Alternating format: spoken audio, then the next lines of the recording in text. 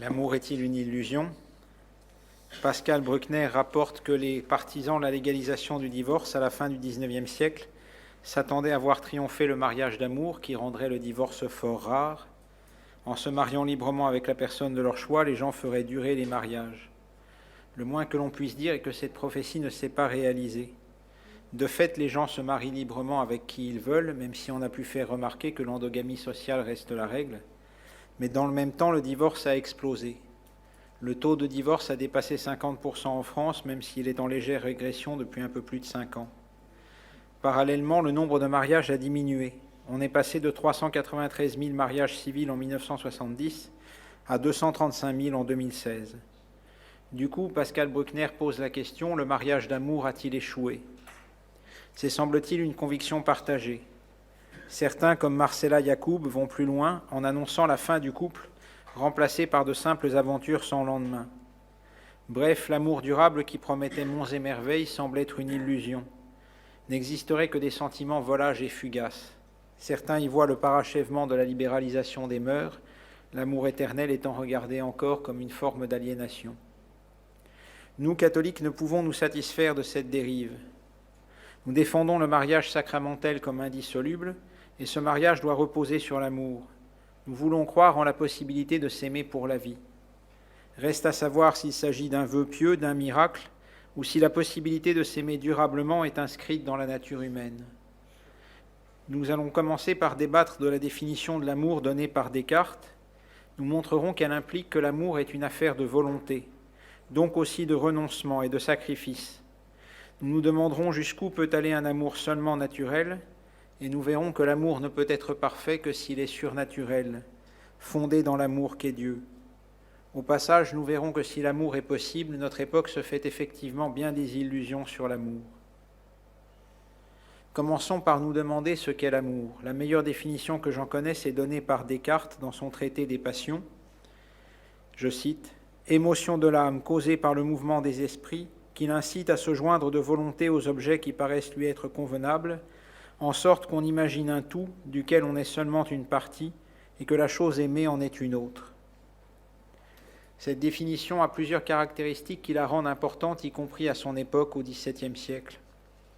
Tout d'abord, Descartes pose que l'amour veut nécessairement l'union avec l'aimé.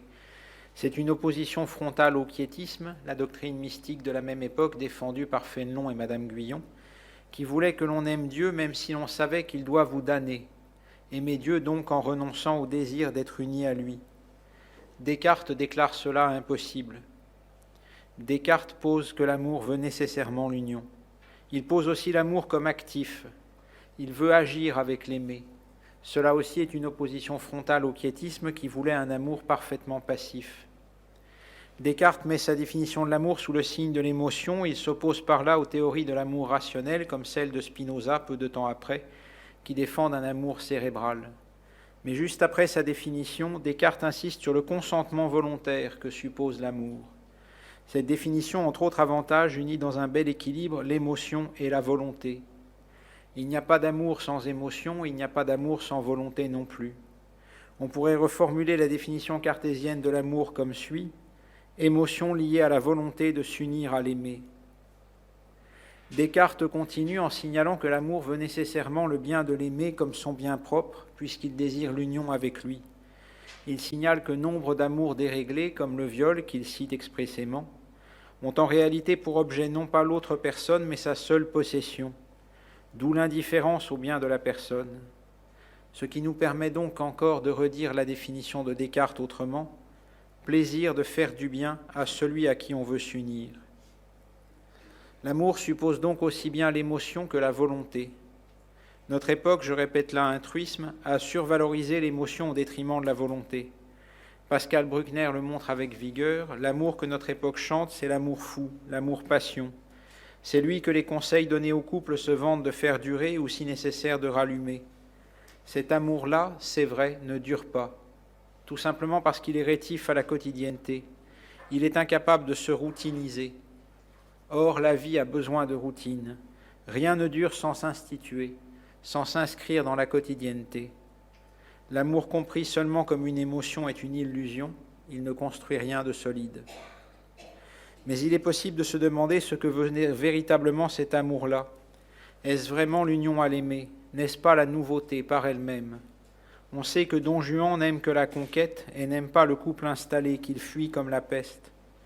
L'amour fou que notre époque vante à grands cris n'est-il pas l'amour de la nouveauté et l'amour de l'émotion pour l'émotion? Le partenaire risque alors d'être instrumentalisé pour son propre bien-être. Dans un amour qui ne cherche que l'émotion, on peut se demander si j'aime l'autre ou moi-même, dont l'autre devient un faire-valoir. Si je veux m'unir à l'autre ou m'en servir. Si l'amour veut nécessairement l'union, on peut poser par contre que l'amour est vrai quand il accepte de se passer des grands emportements et supporte la vie quotidienne avec sa routine. L'amour vrai veut l'union, elle la veut pour elle-même, quand elle se vit dans la banalité comme lorsqu'elle se vit dans la passion. L'autre est alors voulu pour lui-même. Chacun regarde comme un bien désirable d'être uni à l'autre, quoi qu'il en soit par ailleurs. En particulier, Sartre faisait remarquer que l'amour authentique aime le corps de l'autre tel qu'il est. Je cite, « Si l'homme a fait la conversion d'authenticité, il conçoit qu'il fallait précisément ce corps-là pour qu'une liberté le ronge et le dépasse vers un projet.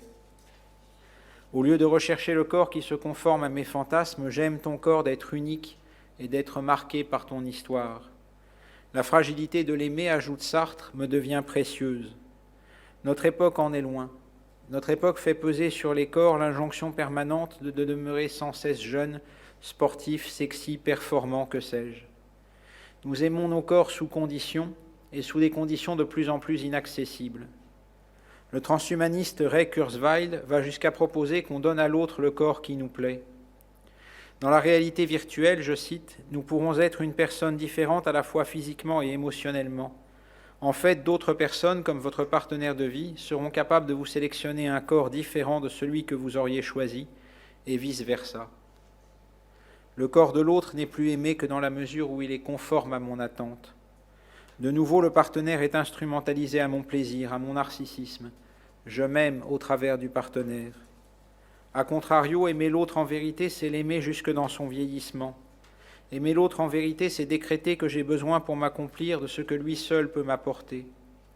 La présence de l'autre devient un bien en soi, plus grand que ce que je peux vivre avec lui, plus grand que ce que je ressens. Finalement, j'aime l'autre parce qu'il existe, tout simplement. Un tel amour est donc affaire de volonté, il se décide, il ne se subit pas. Sartre en déduisait qu'il a la fragilité même de nos libertés, toujours susceptible de se retourner contre elles-mêmes. Et c'est vrai, l'amour n'a pas de garantie de durée, il ne dure que tant qu'on le veut bien. Il est illusoire d'espérer un amour garanti, qui se passe de nos décisions libres. Or, cette illusion me semble prégnante aujourd'hui. Elle est sous-jacente au logiciel de matching des sites de rencontres. On espère rencontrer l'âme sœur, le ou la partenaire idéal, qui serait facile à aimer, qu'on pourrait aimer sans avoir besoin de faire d'efforts pour cela. Un tel amour n'existe pas. Il faut crucifier cette illusion. Cette illusion a une autre forme, le fantasme d'être irrésistible. Se croire si beau, si charmant qu'on impose à l'autre d'aimer. Ce fantasme est sous-jacent cette fois-ci aux publicités de cosmétiques. C'est aussi une illusion. Je ne t'aimerai que si je le veux bien. Mais si l'amour est libre, cela signifie également que tant qu'il le veut, il peut durer. Croire en l'amour durable, c'est donc nécessairement croire au libre arbitre, comme y croyaient d'ailleurs Descartes et Sartre.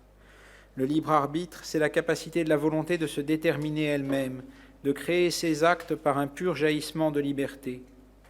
Le jésuite Molina déclare, je cite, « Un agent libre est celui qui, toutes les conditions requises pour son action étant posées, peut encore agir ou non, ou accomplir l'une des deux actions contraires avec cette restriction qu'il pourrait accomplir l'autre. » Une telle croyance dans le libre arbitre est indispensable pour admettre que l'homme est capable de dépasser ses propres émotions, de faire durer l'amour quand l'émotion n'est plus là. Une telle croyance est indispensable pour admettre que l'homme peut vouloir aimer dans des circonstances difficiles et malgré les faiblesses de l'autre. C'est pourquoi l'Église catholique, qui tient que le mariage est indissoluble, a fait du libre arbitre un dogme. Il y a là un paradoxe, l'amour ne peut durer que parce que nous sommes libres de continuer à aimer, Mais parce que nous sommes libres, l'amour est fragile, nous sommes à chaque instant capables de le trahir. C'est le paradoxe même de la liberté qui n'a jamais de garantie contre elle-même. Ce paradoxe fait la beauté de l'amour. Un amour garanti qui n'aurait qu'à se laisser faire pour durer comme amour n'aurait aucun éclat, aucun mérite. Ce ne serait que le symptôme d'un dérèglement hormonal. L'amour est précieux, il est salvifique parce qu'il est libre, parce qu'il est toujours choisi et jamais imposé par notre état. Pour faire durer l'amour, il faut donc s'assumer libre et responsable. Cela ne va pas de soi. Le même Sartre a montré que la liberté est inconfortable. Nous sommes tous tentés de nous réfugier dans un déterminisme reposant, de nous croire mus par des forces extérieures et aveugles qui nous poussent à agir. Je l'ai évoqué en dénonçant les illusions de notre époque sur l'amour. Mais dès lors, nous sommes livrés au gré de nos émotions et l'amour ne durera pas. Celui qui vit son amour comme une force qui le détermine se retrouve incapable d'aimer quand l'émotion cesse. Il faut s'accepter libre pour aimer en vérité, il faut se reconnaître responsable de son amour, et c'est une vraie conversion. Si l'amour est affaire de volonté, il est aussi affaire de sacrifice. Il n'y a pas d'amour durable sans renoncement, variable d'une situation à l'autre. La vie se charge de rendre inévitables de multiples renoncements. Mais l'un d'eux me semble essentiel à citer parce qu'il concerne tout couple. Pour faire durer l'amour, il faut renoncer à l'idéal qu'on avait de l'autre. On commence quasi nécessairement par s'intéresser à un mythe, à une idée préconçue qu'on se fait de l'autre. Sans une telle idée préconçue, la rencontre n'aurait pas lieu. Mais il faut dépasser cette idée préconçue. Il faut en venir à aimer l'autre parce qu'il est libre, et non pas au nom de ce qu'on avait conçu de lui. Le partenaire n'est ni pire ni meilleur que l'image qu'on s'en était fait, il est différent et surtout il est libre. Il est doté du libre arbitre et de ce fait il ne tient dans aucune image fixe qu'on pourrait s'en faire. Il faut en venir à l'aimer dans cette liberté même. Il faut même recevoir le partenaire comme un mystère. Bien sûr, plus la vie de couple dure, plus chacun en apprend sur l'autre. La tentation est alors grande de penser qu'on a fait le tour de l'autre, de l'enfermer dans le savoir qu'on a sur lui. Dans l'Évangile, Satan proclame à Jésus « Je sais qui tu es, le Saint de Dieu ». Cette affirmation est vraie, Jésus est incontestablement le Saint de Dieu, nous le chantons à chaque Eucharistie dans le Sanctus. Mais ce qui est satanique, c'est le « Je sais qui tu es », qui enferme Jésus dans un discours clos, qui se croit total et qui refuse de voir Jésus comme mystère. Jésus, en réalité, est infiniment plus grand que tout ce que l'Église en proclame. Il en va de même de toute personne humaine. L'autre est toujours plus grand que tout ce que l'on en connaît, et il faut l'aimer comme tel. Une telle conversion prend du temps et elle exige bien des sacrifices. Il faut sans doute toute une vie pour en venir à pleinement aimer l'autre tel qu'il est et à respecter pleinement sa liberté. Quand l'amour est parfait, il est inconditionnel. J'aime l'autre quoi qu'il fasse. Cet amour-là comporte donc nécessairement le pardon. J'aime l'autre malgré son péché. Je continue à considérer l'union avec lui comme un bien, malgré ses fautes. C'est la forme suprême de l'amour, et cet amour-là est invincible. Il est douteux que l'homme en soit capable par ses seules forces. Pardonner est un acte divin. Nous passons donc là de la philosophie à la théologie. Dans l'évangile de saint Marc, Jésus se fait reconnaître comme Dieu en pardonnant les péchés du paralytique. Le pardon est un acte divin parce qu'il consiste à recréer le cœur de l'autre pour le rendre capable à nouveau d'aimer. Le pardon n'est pas une simple indulgence qui considère que la faute commise n'est pas grave. Ce n'est pas une manière de passer l'éponge, de faire comme s'il ne s'était rien passé. Le pardon prend acte de la faute, mais regarde le pécheur comme plus grand que sa faute, toujours libre et encore capable d'aimer. Et le pardon travaille à le rendre capable à nouveau d'aimer. Le philosophe juif Vladimir Yankelevitch manifestait le paradoxe du pardon en disant que le pardon s'adresse à l'impardonnable. C'est au-delà des forces de l'homme. Pour aimer ainsi, il n'y a qu'une solution, se laisser aimer par Jésus, car c'est bien ainsi que Jésus nous aime. Jésus nous a aimés jusqu'au bout malgré nos péchés qu'il a pris sur lui sur la croix. Jésus a jusqu'au bout regardé comme un bien d'être uni à nous. Il le dit dans son ultime prière au Père, je cite, « Je ne prie pas pour que tu retires mes disciples du monde, mais pour que tu les gardes du mauvais. Ils n'appartiennent pas au monde, de même que moi je n'appartiens pas au monde. Sanctifie-les dans la vérité, ta parole est vérité. De même que tu m'as envoyé dans le monde, moi aussi je les ai envoyés dans le monde, et pour eux je me sanctifie moi-même, afin qu'ils soient eux aussi sanctifiés dans la vérité. Que tous soient un, comme toi, Père, tu es en moi, et moi en toi. Qu'ils soient un en nous, eux aussi, pour que le monde croie que tu m'as envoyé. Quelques instants avant d'être trahi, renié par ses disciples, Jésus prie pour eux et demande qu'ils soient unis à lui dans le Père, comme le Père et lui sont un. C'est par excellence le désir d'aimer envers et contre tout. L'amour de Jésus pour nous est suprêmement libre. Il avait le droit de nous abandonner à notre sort. Il le dit à Saint Pierre lorsque Saint Pierre sort l'épée pour le défendre. « Rentre ton épée, car tous ceux qui prennent l'épée périront par l'épée. Crois-tu que je ne puisse pas faire appel à mon Père ? Il mettrait aussitôt à ma disposition plus de 12 légions d'anges. Mais alors comment s'accompliraient les Écritures selon lesquelles il faut qu'il en soit ainsi ? Jésus avait le droit de préférer sa vie à la nôtre, mais il a librement choisi de faire l'inverse. Il a choisi notre vie au prix de la sienne. Et Jésus nous pardonne nos péchés. Il n'aime pas ce que nous rêverions d'être. Il ne se fait aucune illusion sur nous. Il a payé cher pour connaître très précisément nos péchés. Il ne nous enferme pas dans le carcan d'un savoir trop étroit. On le voit dans la scène de la pécheresse en pleurs chez Simon. Simon déclare « Si cet homme était prophète, il saurait qui est cette femme qui le touche et ce qu'elle est, une pécheresse. » Simon enferme cette femme dans sa réputation peu engageante. Jésus refuse de faire cela. Il la regarde comme encore capable d'aimer et il la renvoie à sa liberté. Jésus nous aime libres. Pour aimer parfaitement, il faut donc se laisser aimer par Jésus. L'amour que nous donnerons à l'autre sera l'amour que Jésus le premier nous a donné. Saint Jean le dit dans son épître, je cite, « Voici en quoi consiste l'amour. Ce n'est pas nous qui avons aimé Dieu, mais c'est lui qui nous a aimés. Et il a envoyé son Fils en sacrifice de pardon pour nos péchés. Bien-aimés, puisque Dieu nous a tellement aimés, nous devons nous aussi nous aimer les uns les autres. » L'amour que Jésus nous porte n'a rien d'illusoire, il a tout le réalisme brutal de la croix.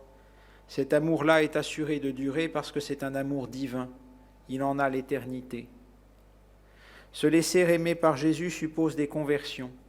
Il nous faut d'abord assumer que nous ne sommes pas capables d'aimer parfaitement par nous-mêmes, que nous avons besoin de l'amour de Jésus pour cela, et c'est une humiliation. Il faut aussi passer par la perte d'un idéal, l'idéal qu'on avait de soi. Jésus n'aime pas le super-héros que j'essaierai de devenir ou celui que j'essaye de me faire croire que je suis. Jésus aime le pécheur que je suis en réalité. Se laisser aimer par Jésus passe par la révélation de notre péché. Se laisser aimer par Jésus, c'est se laisser aimer par un amour parfaitement immérité. Je n'ai rien fait pour que Jésus m'aime. Je n'ai aucun titre à présenter pour cela.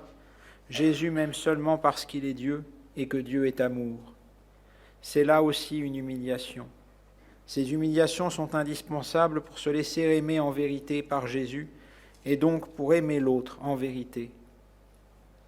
Ainsi donc, il est illusoire de penser que l'amour-passion peut durer. Il est illusoire de chercher un ou une partenaire qu'on aimerait sans effort en se laissant faire. Il est illusoire de se croire irrésistible. L'amour est par excellence l'acte d'une liberté et pour cette raison même il est fragile et sans garantie. Mais pour cette même raison, il peut durer aussi longtemps qu'il le veut. Pour devenir parfait, l'amour doit accepter le pardon. Mais cela, c'est un acte divin. Il nous faut donc accepter d'être aimés par Jésus-Christ pour devenir vraiment capables d'aimer envers et contre tout. Cet amour-là n'est pas une illusion, il est invincible. Merci.